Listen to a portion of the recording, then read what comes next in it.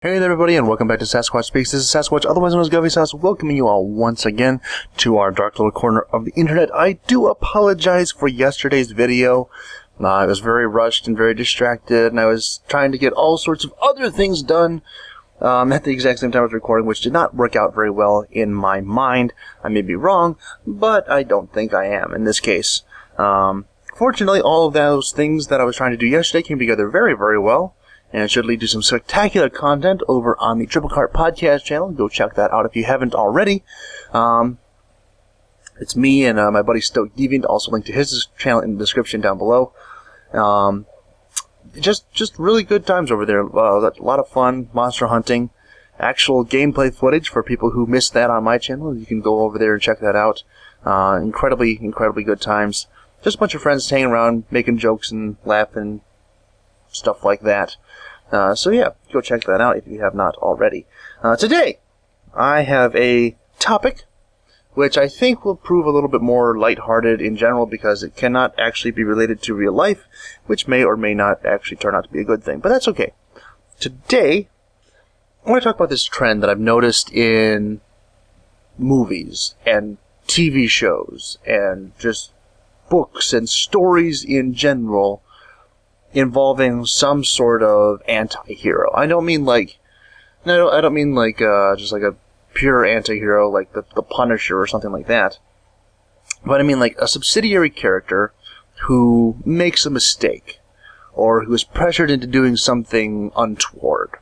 I was trying to think. I should have come up with a legit really good example of this beforehand. I have a couple in mind, but those aren't really strong. They're examples of it, but they're not really strong enough to make the point. Oh, I don't know if anyone has seen this movie or not, but shortly after ruining Star Wars for everybody, Hayden Christensen made a movie called Jumper. In that movie, there's a guy who is a jumper like Hayden Christensen's character. And it's not...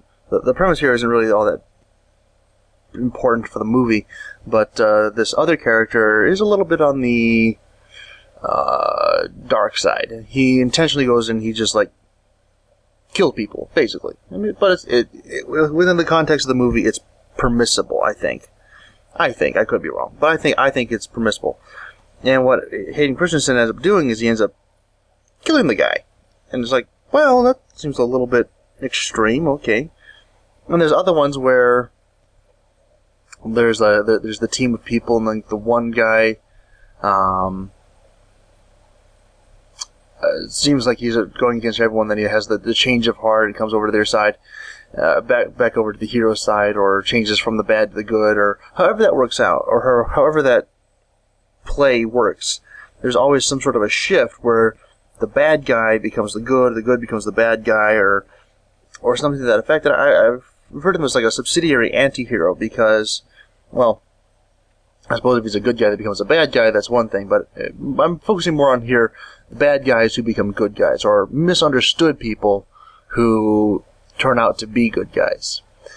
And it's kind of a very rote way of referring to them, just bad guys, good guys, but whatever. Just so these like middle grounders, the gray area, the people who you're not really sure, and then at the end you're trying to, okay, well they were a good guy, and I say were because in almost every instance that this happens, where they go from being either misunderstood or just straight out bad to suddenly, okay, well now I'm a good guy. For whatever reason, writers, directors, producers just can't let that be. They just can't let it go. They go, okay, well, you did all these bad things, so we must punish you because crime does not pay, yada yada, so on and so forth. And then within, sometimes even just like immediately following their decision to be like, well, no, I'm not going to go along with the evil Nazis and shoot all these people, or I'm not going to kill the hero in this instance. I'm going to put my gun down, and I'm going to turn it on you. Whatever that instance is, that person always dies. I mean, I understand there's a that's a little bit expected sometimes when you go against a inherently evil force like the Nazis or something, but it's not always the case with an inherently evil force. Sometimes just like, okay, well, this guy is fighting, well, not really fighting, but just like in disagreement with the government, okay? And the government is, we'd like to think it's a benign force. It's neither good nor evil. It's just kind of there, and sometimes it messes us up and sometimes it helps us, but we hope it kind of balances out. So we'll just use that as a benign force. We'll say that it equals out, just even, nothing swaying either way. And say that there's a government agent who was, told to do something untoward in towards the bad sense, I guess. And then, okay, say, what was that movie? Can't remember what that movie was. Okay, there's a movie I saw where there's a guy and he's ordered to go and wipe out this village. And it's like, okay, well, why? And he starts questioning his superiors and his authority, and all the way up until this point in the movie, because it's getting towards the end of it. He's just like, well, no, I don't want to do that. I don't want to kill innocent women and children. And up until this point, he's basically been doing just that. He's like, well, I've had enough. I'm not going to do that anymore.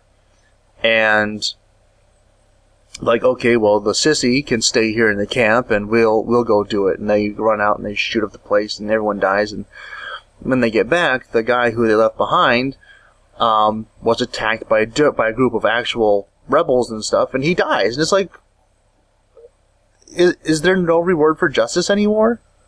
Are people not allowed to benefit from just, not choosing to kill random bunches of innocent people? And there's like this huge long, or really good example. Well, not a really good example, because he ended up living. Well, I guess you could use both of them. But in Lord of the Rings, Faramir, the brother of Boromir, one of the son of Denethor from Minas Tirith, he starts out pretty gruff. I mean, you think, okay, well, he's going to stop the ring, and you first encounter him, he's captured Frodo and Sam. I mean, he's not going to stop the ring, because otherwise they wouldn't have written the book in the first place. But he just seems like a very opposing character, and he lets them go. It's like, okay, well, he's not that bad of a guy. And then, because he let it go, his father goes crazy and basically orders him to kill himself. And he follows his father's order, and somehow or another he survives, because it makes sense in terms of the book. And it kind of shows up his father, which is another thing, because his father, you come into understanding of that he is a person in this world, Middle Earth. You come into knowledge of his existence, kind of understanding that he's a bad guy. He just wants to gain all the power in the world to himself, and he doesn't care who he has to hurt or kill or maim or throw to the Nazgul to get it. It's like, okay, well, he's a bad guy. I understand this. But at the end, he suddenly wakes up from himself, and he breaks out of his delusion. He goes, oh, the people that I've been trying to kill are actually like my family and my friends and the people who've been supporting me through all these years and tough times. And like, oh, well, I shouldn't have been doing that. And then he goes and kills himself. And it's like, seriously? I understand. This is a great book, great movie, fantastically directed scene. It's very poignant, and is a great aside from like the larger action happening. But at that same time, it's like, was that really necessary? Because, I mean, Denethor, you just woke up. You just figured out, oh, there are people who love me. You're like the depressed kid who figured out, oh, I don't have to be depressed anymore, and still killed himself. Why was this ever considered to be a good... Why do we consider it to be redemptive to die? I mean, no, I'm a Christian, I understand, and I fully well believe that people are saved by the blood of Jesus Christ, who died on the cross, and all that sort of stuff like that. And that is redemption through death, but that's his death, not ours. So, to say now that your average person can redeem themselves by dying is just stupid. Again, I'm trying not to make this into a real life thing. Just more totally in the film. In real life, this never happens. Well, I won't say it never happens, but you never hear about it happening. Like, oh, well, this person, he was just this evil scumbag of the earth, and he finally turned his life around, and when he finally got, such a good one. I just thought of the perfect example of this. There's a movie, it has Edward Norton in it. It's called American History X. And Edward Norton plays a skinhead. He's a neo-Nazi. And in the beginning of the film, he kills this guy. He just straight up kills him. He was trying to break into his house, and I understand that, but he gets him outside, and he has him in a submissive position. He has him down on the ground, and he curb stomps him basically to death. And it's like, okay, I get you're defending your house, but defense of your house ends when he's on the ground. That's just how that goes. You can't take it any farther than that, and he gets sent to prison, and a lot of bad stuff happens to him there. But while he's in there, it tells two stories. It tells the story of him while he's in prison. It tells the story of him coming out of prison and interacting with his younger brother, who thought that his older brother had been unjustly incarcerated and was therefore like raging against the system, was getting himself into neo-Nazism and all that sort of stuff like that. And you get to see this really beautiful journey from all that hate and anger to genuinely being able to go, okay, well, I see the problem, and the problem is me. And the problem is this really hate-filled culture that I've aligned myself with, and now I need to take a step back. And it's through this beautiful journey. It just takes you from one step to the other, and it's a very intense movie. If you have I would say a weak stomach or light constitution, don't watch it. It will disturb you at many points along the way. But it's just a beautifully constructed movie. Edward Norton does a spectacular job as an actor, and he's just one of my favorites in general. And